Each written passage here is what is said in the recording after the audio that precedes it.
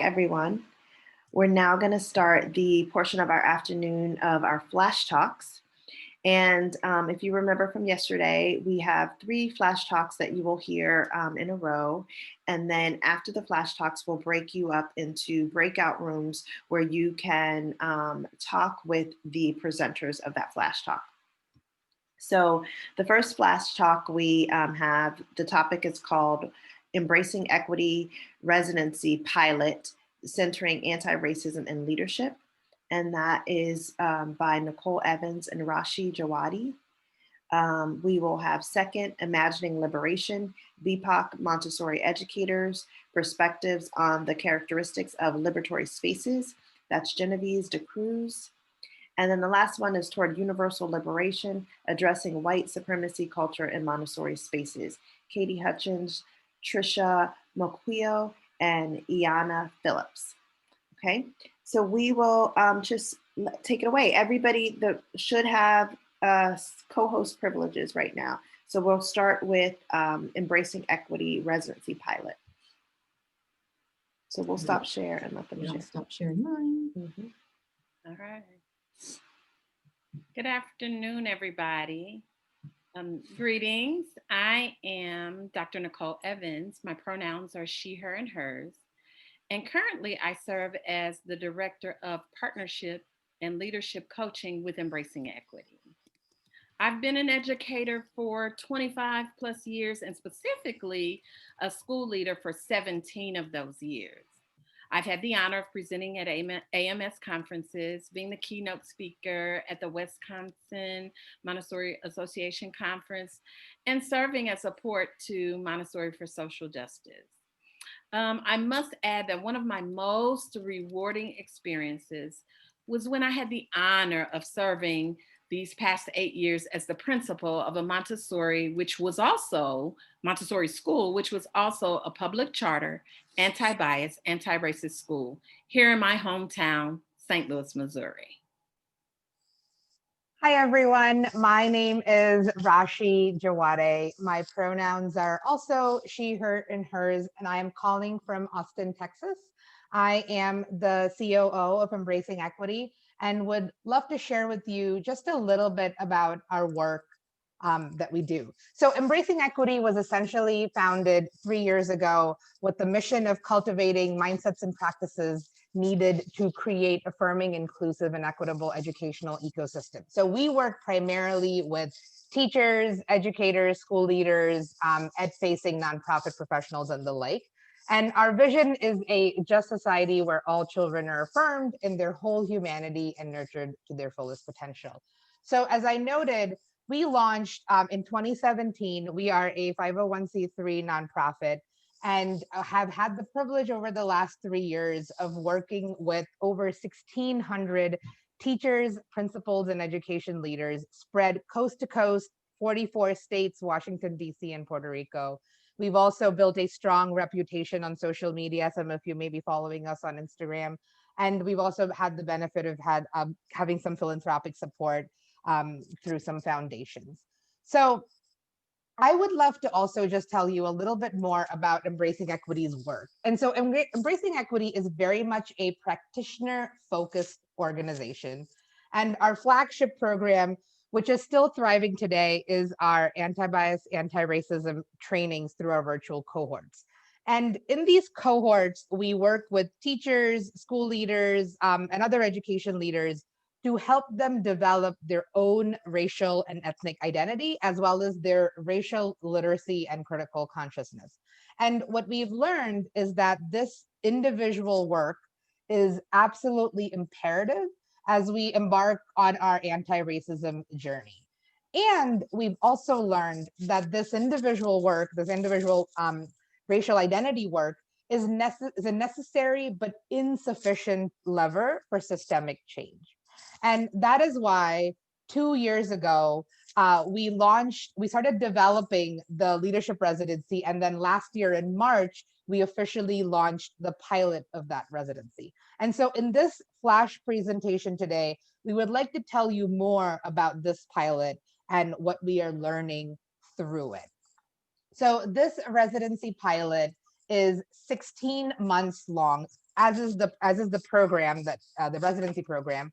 And so it started in March. The pilot officially launched in March. It's currently underway, and it's supposed to wrap up in July. And in this pilot, we are working with 12 leaders who range in roles from principals to diversity and equity officers to teacher training program directors and education-facing nonprofit executives. And the goal of this residency and this pilot is to help the leaders center anti-racism both in their leadership and their organizations. So I will now pass the baton back to Dr. Evans to tell us a little bit more about the formation of this leadership and this pilot specifically. Thank you, Rashi. I'm really excited to speak more with you today about this pilot and actually some of our findings. We're not through, but what we've discovered so far. So first, I'd like to set the table a little bit and tell you the why, the background story. So serving as a school leader for the past 17 years or so has led me to some truths. And as you might guess, it has also led me to having many more questions. One of the most profound truths when thinking about leadership in general is that leadership is a role that one has to choose. When one chooses leadership, it is ultimately, school leadership specifically, to remain dedicated to students and their families. Though that is pretty clear and understood, several questions that this raised for me were these. What is the work of leaders, particularly around equity? And what are the components that leaders should focus on? So to answer some of those questions, last year, Embracing Equity began to look more closely at school leadership, and we identified 3 components about the work of leaders in centering anti-racism and equity. Component 1, the individual growth of the leader.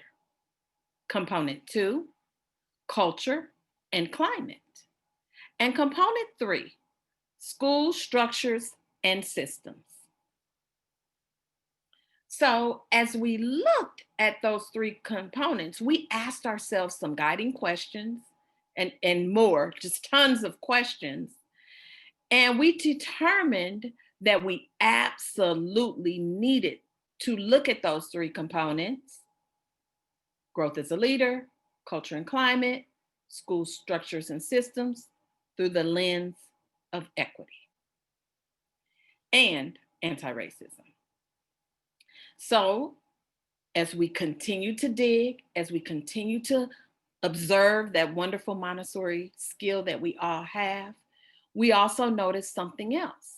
As we focused a little bit on the adults, meaning the leaders, teachers, guides, assistant guides, and parents in schools, all of these adults were well-intentioned and well-meaning, and yet they were still missing the mark with equity.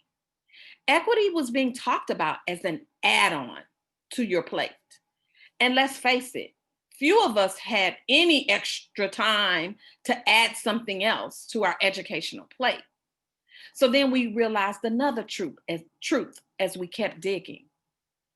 Equity was not explicitly a part of our development, our teacher education preparation, wasn't specifically in our albums, or it wasn't there.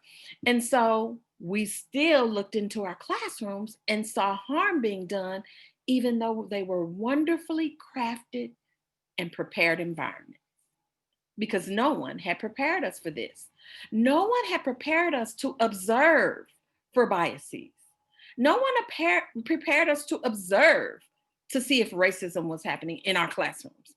And no one, on the other end, no one had even prepared us to observe for equity in our classrooms around those 3 components.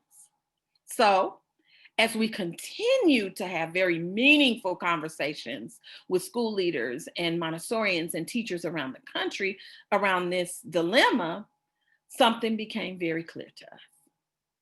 Equity work is not something that we're adding to the plate. Equity work is the plate. It is the plate upon which everything should sprout. Our timelines, our great lessons, grace and courtesy, and so much more. And so 2 years ago, we began to reimagine what schools and classrooms could look like with leaders who were prepared to guide their staff, students, parents, and other stakeholders through an equitable learning community. And so now I've set the table, I've laid the groundwork. You know the why of the leadership residency pilot.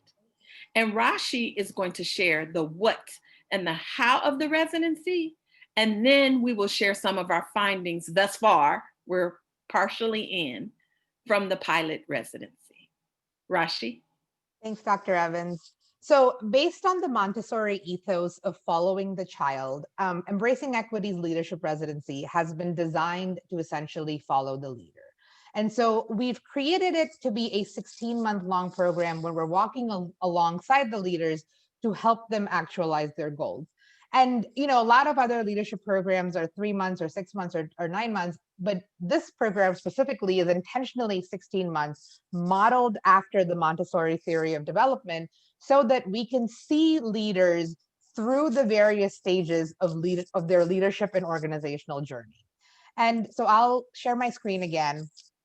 And there are 3 components to the leadership residency. The first component is that it includes individualized coaching and support. So you have a leadership coach that you have access to over the duration of the program.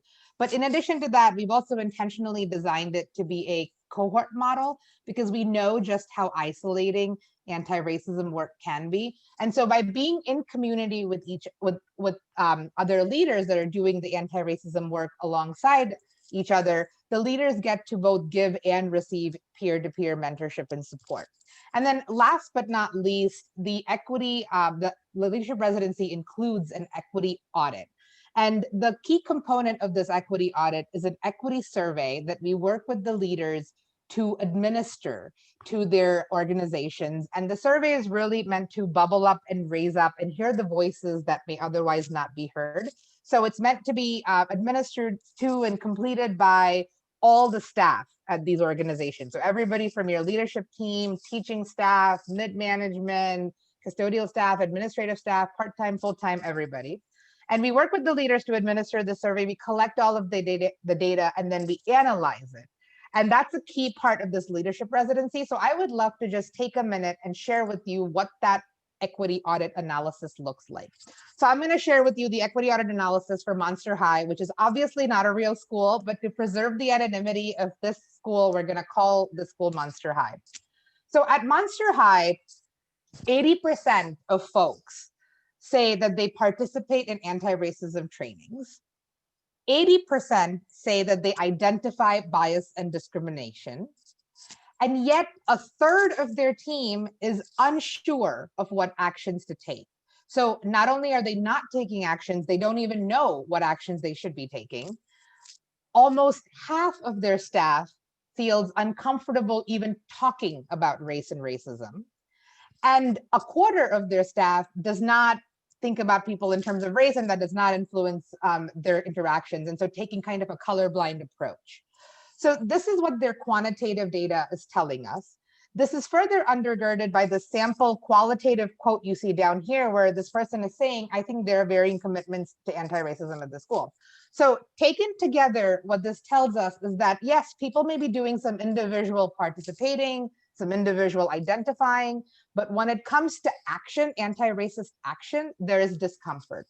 So we do this type of analysis using the quantitative and the qualitative data from the equity survey. I'm not going to go through all of that analysis with you. It's quite long, but this kind of gives you a snapshot, a sneak peek, if you will, into what that analysis looks like. And then we essentially, mine that chaos of that data for patterns and trends. And then we roll those up into this kind of snapshot slide. And this slide is again divided into those 3 components that Dr. Evans noted in her presentation: the individual, personal, professional growth and development, the organizational culture, climate, and then organizational structures and systems. And so what this slide is telling us essentially is that based on the data, this left column is the current state of affairs at Monster High. This is what is happening right now. So at this particular school, they have some growth areas, like there's discomfort engaging in anti-racist action, and some other pieces, but there are also some good things happening. For example, there's shared anti-bias, anti-racist foundation. The team feels connected to and motivated by the mission. So some assets that we can build upon to address these growth areas. But then on the right side is the ideal future state for the school, where the school needs to go or wants to go, right? So based on the current state where the school is now, and based on the future state where the school needs to go, we then provide the leaders with some recommendations for how to go from where they are and to where they need to be. But we realize that these recommendations are probably imperfect because we don't know the communities and the local context of these schools and organizations the way the leaders do. So essentially what we do is we give them all of this data and information back, this analysis back, and then we help them use this to create goals that make sense for their local and community contexts. And then we walk with them over the course of the year through the individualized coaching, through the communities of practice, to help them actualize those goals. And then we re-administer the survey at the end of the year to see if they were able to move the needle on whatever it is they wanted to move the needle on. So that in a nutshell is the leadership residency pilot. Before I leave you, I would love to kind of share this one quote from Jess, who is a leader in the current cohort of the leadership residency. And she says, I originally approached the equity audit with apprehension. Surveys and data can so often be weaponized and used against teachers and educators, particularly people of color. And the Embracing Equity team created an environment for thinking of the data holistically as a starting point and as a means of building accountability about our organizational culture. The Embracing Equity Leadership Residency gave me the gift of insight into my organization as never before. And so with that being said, I would love to pass it back to Dr. Evans to tell us a little bit more about our findings and learnings from the pilot so far. All right. So while we're currently still in that pilot residency program, and as we continue to work with these organizations around the country, we have some findings to share with you thus far. So here are some of our findings. We noticed right away that many of our residents wanted to go straight to the policies and procedures. What we noticed was that in some ways, it was easier to look outward, to look at a policy and find ways to make the policy and a procedure more equitable than to do the uncomfortable and difficult work on their own racial and ethnic identities and their socialization. So the question we wanted them to ask themselves is, how do my racial and social identities inform and impact my leadership through a lens of context and power? Another noticing that we had was that leaders needed to push their teams to go beyond diversity, equity, and inclusion trainings and PD, and ask their teams to do that same individual work on their own racial, ethnic identities and socializations. Because at the end of the day, it's the people in the organizations that bring to life and uphold those policies and procedures that they were so quick to tweak and adjust. So the question here is, what are my team's shared beliefs and values? How do we as a team understand and enact our commitment to racial justice? And finally, what we discovered and what we talked about is that leaders should be interrogating their organizational systems, structures, policies, and procedures to determine just how they are centering equity, inclusion, and racial justice.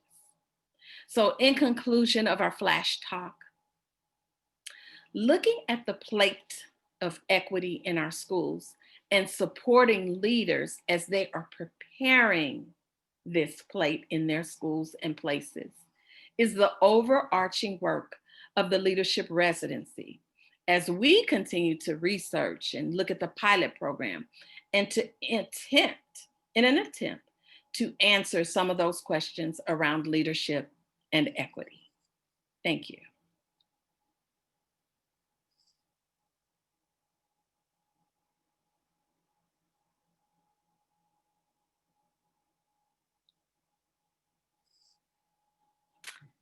Great. So we're going to move. Thank you so much, Nicole and Rashi, for your presentation. I'm sure everyone has lots of questions that we will have in our breakout session. We're going to move right away to our next talk. It's with Genevieve. And Genevieve, I think you can share your slides. I just tried to, and it said that host disabled screen sharing. Genevieve, let's see. I don't know what that happened. There you go. Let's see now. All right, thank you. Great.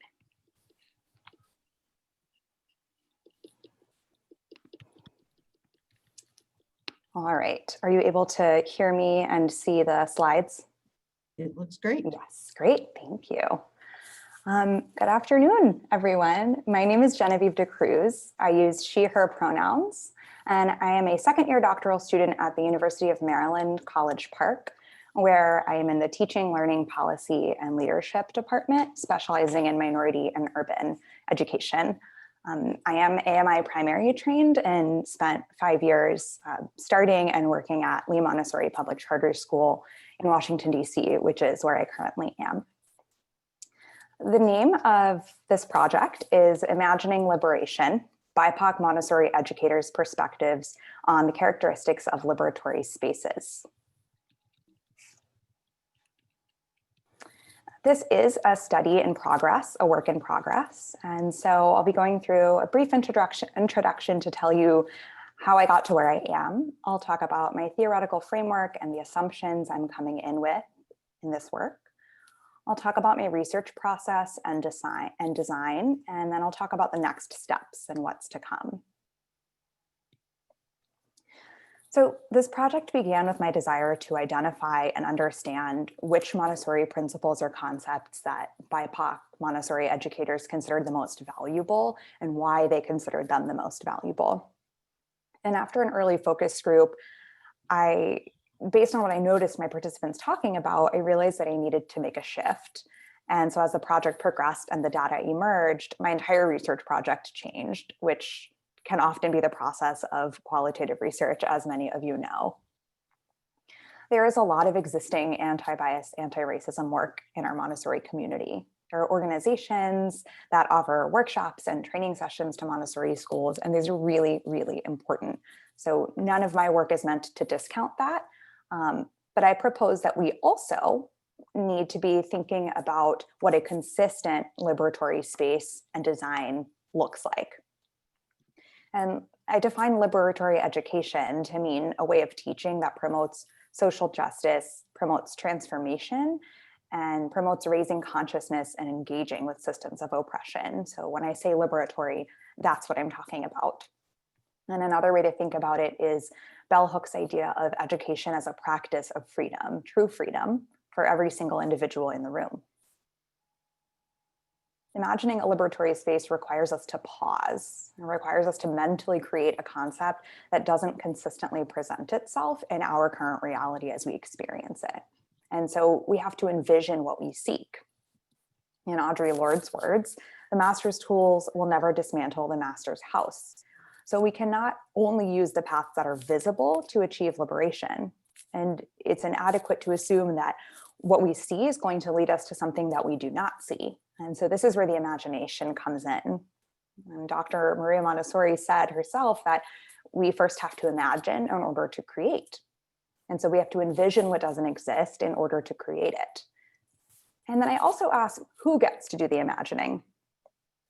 And if we want to support BIPOC individuals specifically, that's who we should be engaging with.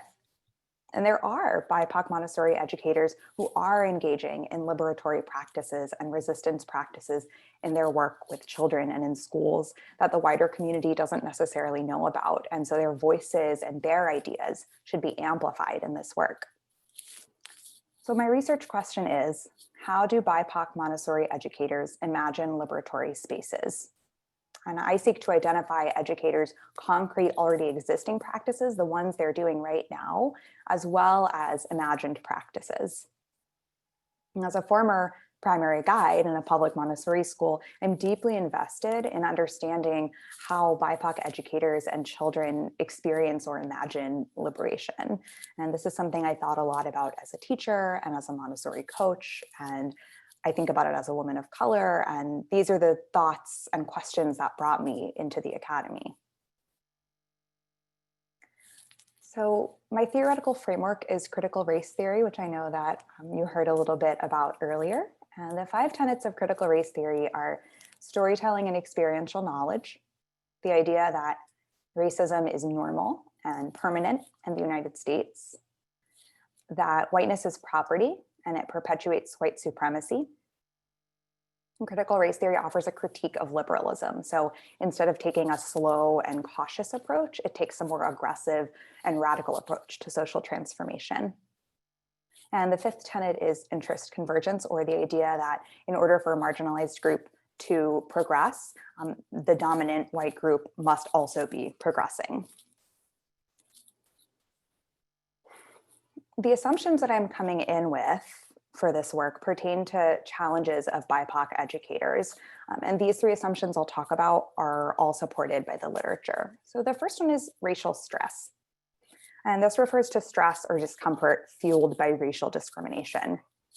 It can include things like hypervisibility, invisibility, isolation, othering, frustration, anger, and sadness, specifically from interactions or experiences that were loaded with racial innuendo.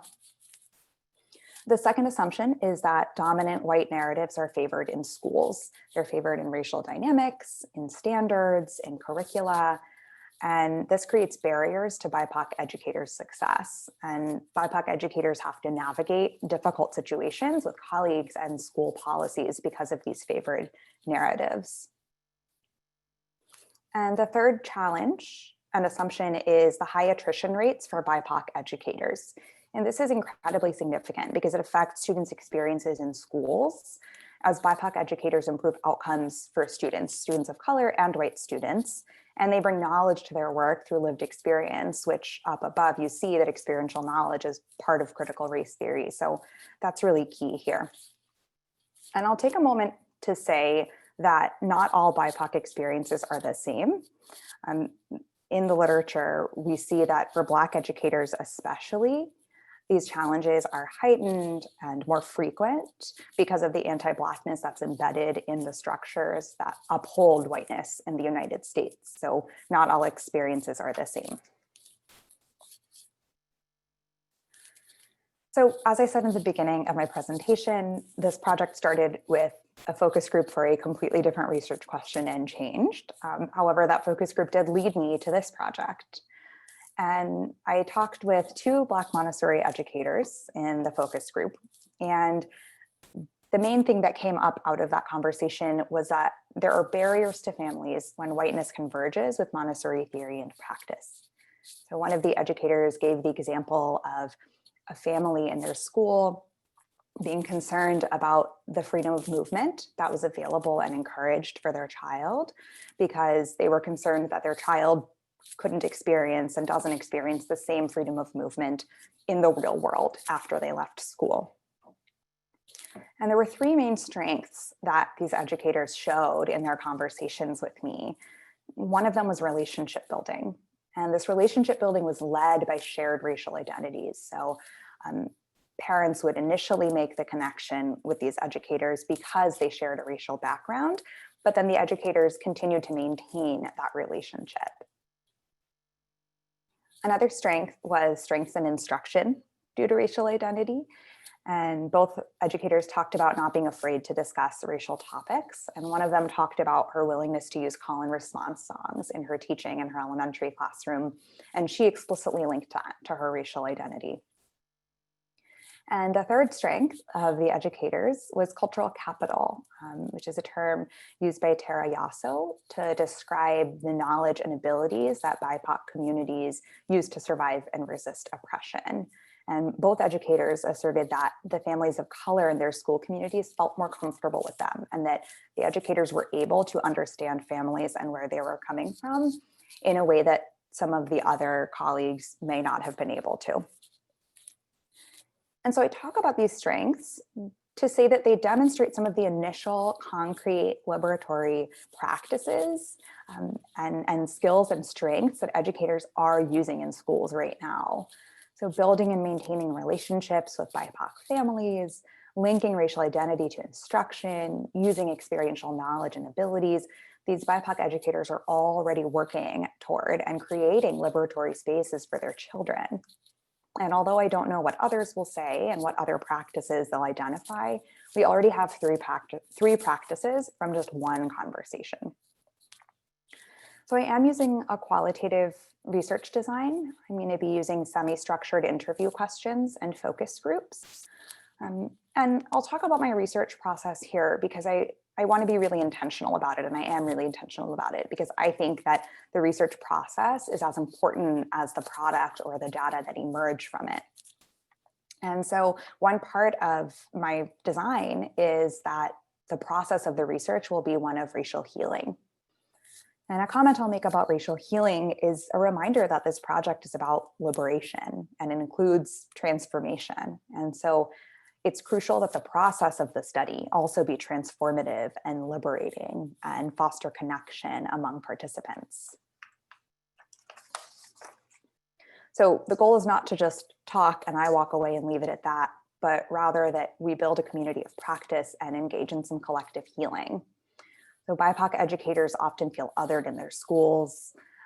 They often experience microaggressions and interpersonal racism. They might be asked to do more diversity work or feel a responsibility to their racial identities. And so being with one another in a group is one way to counter that. BIPOC educators do engage in community building to experience collective healing. This is also what the literature says.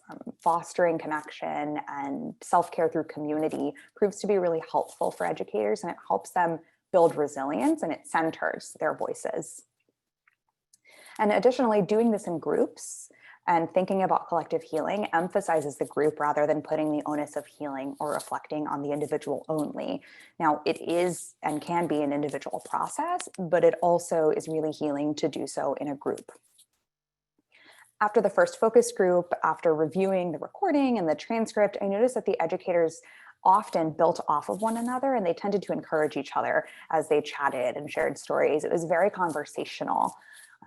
And because it was very conversational, I'm aware that I am part of that data and that I'll continue to be a part of the data as the groups are going to be a little more conversational and a little less formal.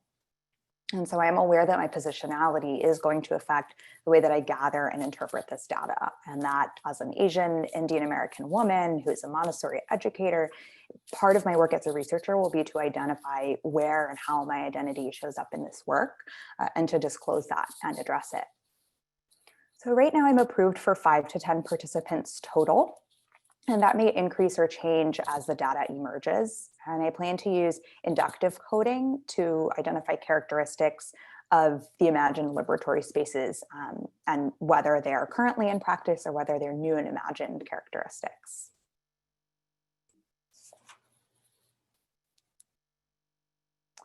So a reminder of my research question: how do BIPOC Montessori educators imagine liberatory spaces? And I'm in the process of recruiting educators for this portion of the project. I have an example of an interview question here for you all. It is a common belief in Montessori philosophy to remove obstacles or barriers that hinder children's development. Where and how does whiteness present itself in a Montessori space as a barrier or obstacle to children, to adults? How, if at all, do you resist or remove these barriers? And the goal, again, here is to have a clearer idea of what liberatory Montessori education can look like and what it does look like through the lens of the BIPOC communities that we wish to empower. And so by knowing which concrete practices that educators engage in and imagining how liberatory spaces can look, we stand a chance in removing some of the obstacles that we cannot yet see and furthering the practices that we know are working and creating these spaces for children. It's so nice to be here. Thank you all for listening. If I see you in the breakout room, I'm really happy to hear feedback about approaches to consider in group interviews or my methods process or anything else. And I'd like to just take a moment also to thank the researchers and the thinkers who have come before me and who have laid the groundwork for the work that I do.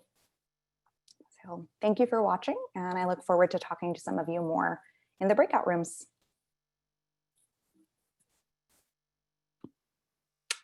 Great. Okay, there we go. Thanks again, Genevieve. And we will look forward to questions in the breakout room. It's a fascinating study, and I can't wait to learn more about it. We're gonna move on to, now we have Katie. Katie and her team will be sharing their slides next, and you all are all set, right? I think Katie is Gase. Oh, no, it's not. Oh, it's Trish. Trisha's gonna share. Thanks. Perfect. All right. I hope I would like to welcome everybody. Thank you for allowing us to be a part of this group presentations that you all are sharing. And thank you to the two groups and people, Dr. N.T. Evans and Rashi and Genevieve, for us and sharing your wonderful work. When you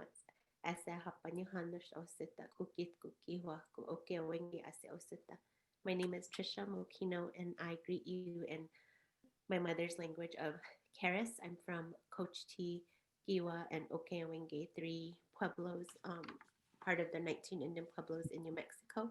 I'm the co-founder of Keres Children's Learning Center. I'm the founding education director and the Keres Speaking Elementary guide there. I'm a wife, a mama, an auntie. I'm a learner. I'm a godmama. Always our Iwas means children in our language. And I'll allow Iana and Katie. So Iana, go ahead. Thank you, Trisha. My name is Iana Phillips. I advise we as our. I am a Montessori educator and a Montessori mom.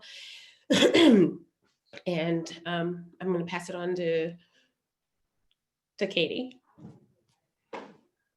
Hi, everybody. Good morning. Good afternoon. My name is Katie Kitchens. My pronouns are they, them, and she, her. I feel most affirmed by they, them pronouns.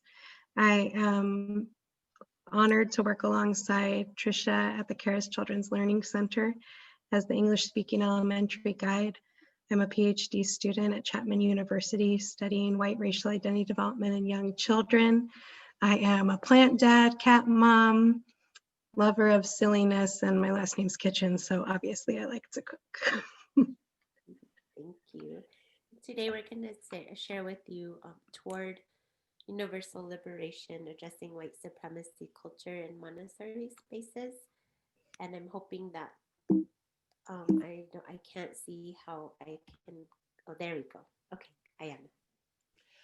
In the spirit of truth and reconciliation, I acknowledge that today I'm situated on the customary and traditional lands of the Piscataway Anacostians of the Anacostia and Potomac River watersheds. The tribal nations that have served and thrived on this land have experienced colonial aggression by displacement, and their voices have been silenced throughout this nation's history. By acknowledging their rights to this land, I recognize that I have gained greatly from their suffering, and I aim to amplify their voices.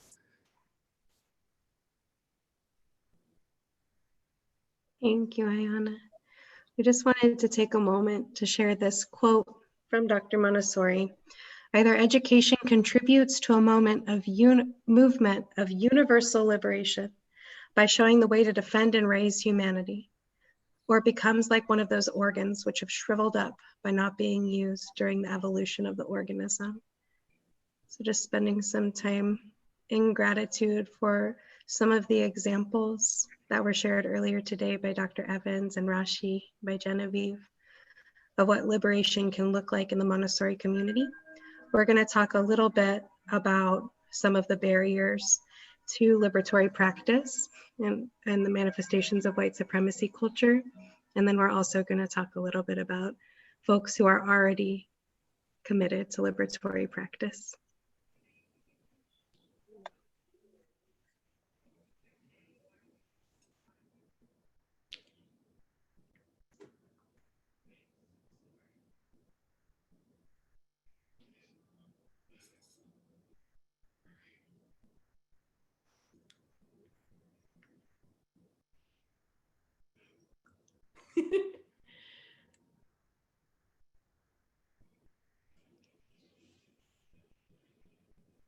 Sorry, okay. So at Karish Children's Learning Center, it is always about centering the child. And these are a few of our children here, but really when we started dreaming about Karish Children's Learning Center, it was really finding a space for and making space for our language and language revitalization.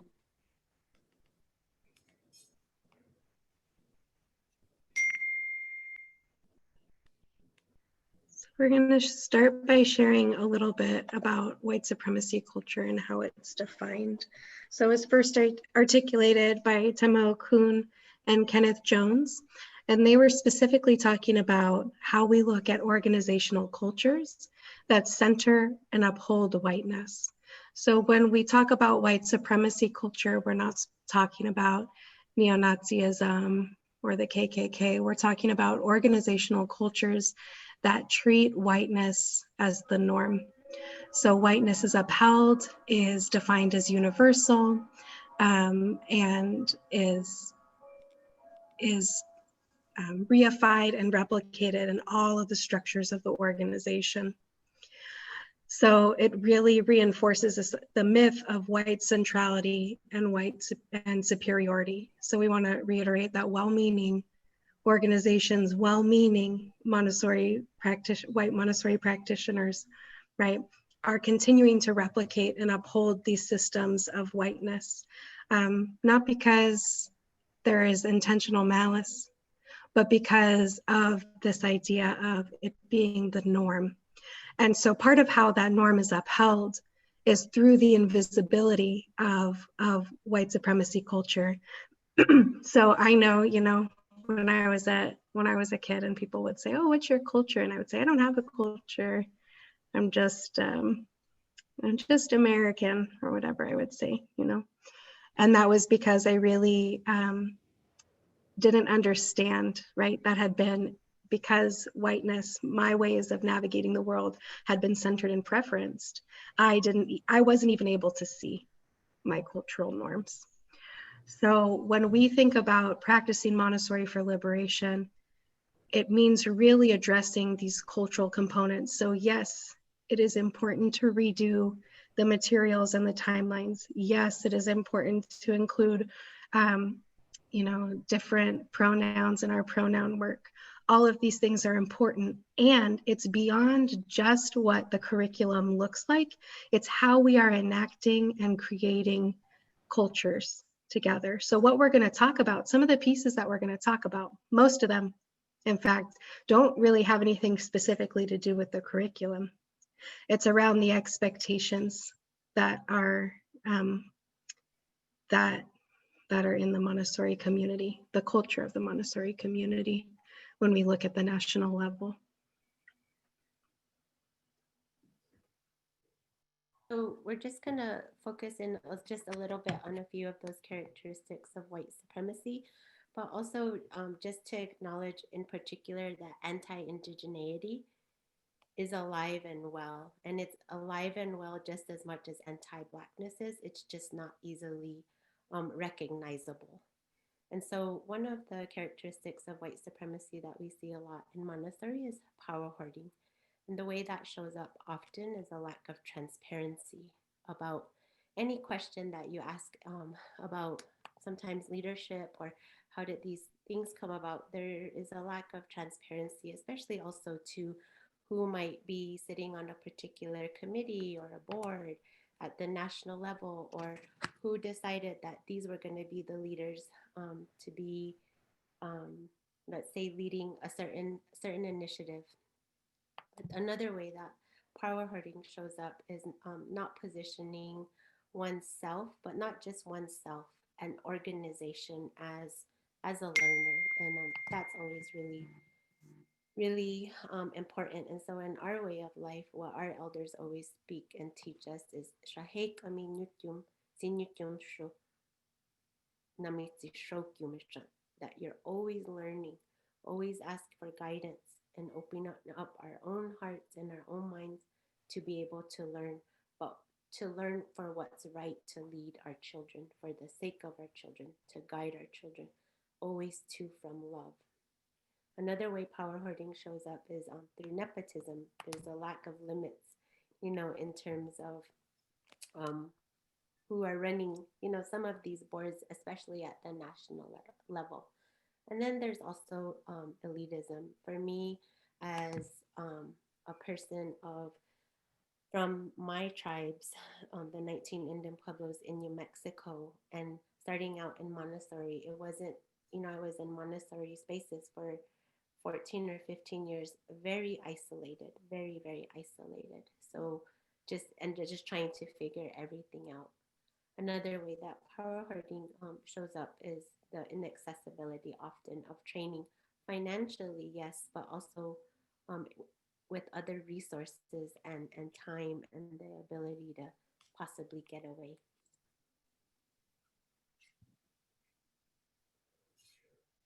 Thank you, Trisha. So the next characteristic that we're going to look at, and just to say, there are 11 different characteristics that Okun and Jones identified. And then we know that there are others too that we're continuing to explore. So we're just choosing 3 now, but this work will be ongoing. So I'm going to talk a little bit about individualism and exceptionalism. So we see this very clearly in the hero worship of Dr. Montessori, right? And that leads to a lack of willingness to critique her, or to think about the ways in which she herself was flawed. Britt Hawthorne, right, has talked about Dr. Montessori's bias and racism and how that impacted her method. And then that transfers down to hero worship of trainers. We used to joke, one of the first staffs that I worked on, we had 3 AMI, Association Montessori International, and 3 AMS, American Montessori Society trained teachers on our team. And we made a rule that nobody was allowed to say the words, "Well, my trainer said," right? Because in a lot of our training centers, we have 1 trainer, maybe a handful of trainers. So we're getting 1 perspective of how to be with and guide children. And that then these trainers, just like Dr. Montessori, are upheld, not just honored for their knowledge and their work, which is important to honor and acknowledge, but upheld as the end-all be-all, the folks when it comes to thinking about Montessori practice. We also see in the Montessori community frequently the upholding of singular people of the global majority rather than communities. So it is really an honor to be able to work with Trisha at the Cares Children's Learning Center. And what I hear very frequently is that everything is situated in community. So people aren't upheld as individuals who are doing the work. It's brought back to the community constantly and thinking about that community work. The next part, who's done? Oh, Dr. Ayize Britt Hawthorne, I don't know if she did a study, but she wrote an article about her bias and her, explicit racism. Then we also see a tendency both at the national level and in schools, this appointment of diversity officers in lieu of campus-wide ABAR commitments. So what we'll see is that this work, thank you, Dr. Debs. We see that instead of really digging in and asking these questions around, like the questions that we had in the breakout room earlier, right? About how does bias show up? How are we limited when we think about authentic practice? How are we limited? How do we transform Montessori? Instead of doing that as a whole campus or as a whole organization, we appoint one person as to hold that work. And what that means is that the rest of the organization can continue upholding white supremacy culture, right? Can continue operating in these ways that are causing harm. And oftentimes the position of diversity officer is held by folks of the global majority, who then become solely responsible for addressing systemic racism in their organizations. So when something happens, then everyone can look to that person or that group and they are blamed for the harm that's caused, racialized harm that's caused. And then the last part that I think is really important is we have this conflation of individualism and independence. So thinking about, instead of independence, how do I become someone who uses my gifts in service of the community? Right? How do I build my own skills? How do I feel confident in who I am as a human being? So that I can be in community with other people. Instead, we look at individualism and competition, which really undermines community.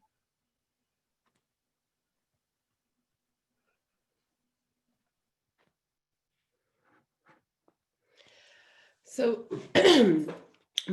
Black and Indigenous children of color need to be centered in order to truly dismantle white supremacy culture in Montessori. Racially and cultural bias have silenced Black and Indigenous children of color in Montessori. To lead Montessori to liberation, those muted voices need to be centered and elevated so that the child that comes to mind when we say the child is a Black, Indigenous, or child of color, and child of color. Authenticity serves whose vision and whose version of Montessori? When we look at the materials like timelines and the behaviors like silent morning circle, ask yourselves, who creates and has access to the resources that dominate in those spaces? Who determines the constraints of accreditation? My authentic Montessori requires a commitment to anti-bias and anti-racism. Black and Indigenous children of color and Black and Indigenous families of color become complicit in the structures of standards of accreditation. And there is the issue of funding based on accreditation and the expectation of Black and Indigenous families of color to seek an accredited Montessori that's learning an accredited Montessori learning environment, which continues to oppress Black and Indigenous children of color by using authentic Montessori to contribute harm to those Black and Indigenous children. So if we truly say we're centering children, or we're centering the Black and Indigenous children of color, what we need to do is understand that there's more than one way and more than one culture and more than one race that need to be included in order for us to really be doing the work that liberates our Black and Indigenous children of color and our white children.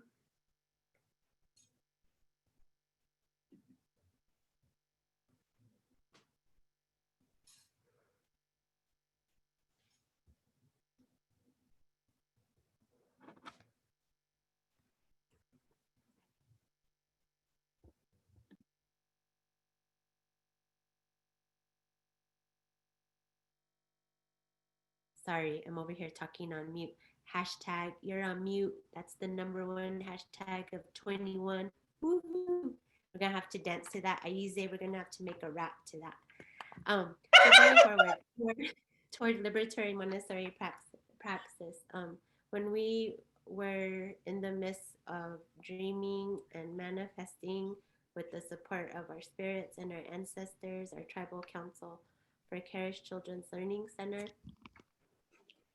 it took 6 years. And I didn't have all these fancy words for describing it. I didn't even, you could categorize it as anti-racism. Yes, and that's what it was. It was an act of resistance. But even to say I'm resisting, I wasn't doing that. I was just doing what I wanted for my daughter, for our oldest daughter. That's who we had at that time. She was our second daughter wasn't born yet. And that was for her to know who she is. And for us, our languages tell us who we are. They tell us what our original instructions are, and our children have already been so hurt. Our people have already been so hurt. Black and brown children have already been so hurt, continue to be so hurt and not uplifted by education in general. And we really need to bring Montessori to the most marginalized of children, and that is indigenous and black children. And that's when we say the child in Montessori, we have to remember to first center those children, because if that was already being done, Montessori would be in all these communities. It would have already reached, our communities. So we really want to thank you all for listening to us today and giving us the space to share our work and appreciate the community that we're able to do it with and in today. So thank you so much. We appreciate you all. Nisha, to Katie and Iana, and again, people doing the work, embracing equity. KCLC, Sankofa Learning Center, is in the process of being dreamt up.